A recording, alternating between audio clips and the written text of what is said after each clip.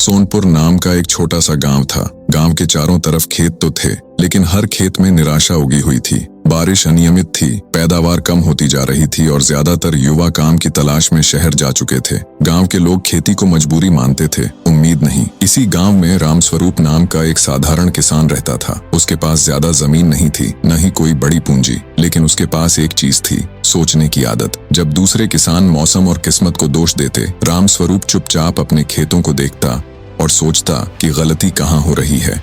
एक दिन उसने महसूस किया कि समस्या सिर्फ पानी की कमी नहीं है, बल्कि खेती का तरीका भी पुराना है। उसने तय किया कि वह वही करेगा जो अब तक गांव में किसी ने नहीं किया था। वह दूर के कृषि कार्यालय गया, वहां से नई जानकारी ली और समझा कि कम पानी में भी खेती की जा सकती है। रामस्वरूप ने अपनी जमीन के एक हिस्से में पारंपरिक फसलों की जगह दाल और सब्जियों की खेती शुरू की। उसने गोबर से खाद बनाई और पानी बचाने के लिए खेतों में नालियां बनाई। गाँव वालों ने उसे समझाने की जगह मजाक उड़ाया, लेकिन रामस्वरूप ने किसी की बातों पर ध्यान नहीं दिया। कुछ महीनों बाद उसकी मेहनत रंग लाई। उसकी फसल अच्छी हुई और उसे उम्मीद से ज्यादा दाम मिला। पहली बार उसे खेती से संतोष मिला। उसने देखा कि सही सोच और मेहनत मिल जाए तो हालात बदल सकते हैं। अब उसने अकेले आगे बढ़ने की बजाय गांव के दूसरे किसानों से बात की। उसने उन्हें समझाया कि अगर सब मिलकर काम करें तो खर्च कम होगा और फायदा ज्यादा। शुरू में लोग झिझके, लेकिन रामस्वरूप के नतीजों ने उन्हें भरोसा दिया। धीरे धीरे किसान साथ आने लगे। उन्होंने मिलकर बीज खरीदे, एक दूसरे की मदद की और फसल एक साथ बेची। इससे उनकी आमदनी बढ़ने लगी। गांव के युवा जो शहर जा चुके थे वापस लौटने लगे। उन्हें लगने लगा कि खेती में भी भविष्य है। समय के साथ सोनपुर गांव बदलने लगा। सूखे खेत हरे हो गए, घरों में रौनक लौट आई और गांव में उम्मीद फिर से दिखाई देने लगी। लोग अब खेती को बोझ नहीं, अवसर मानने लगे।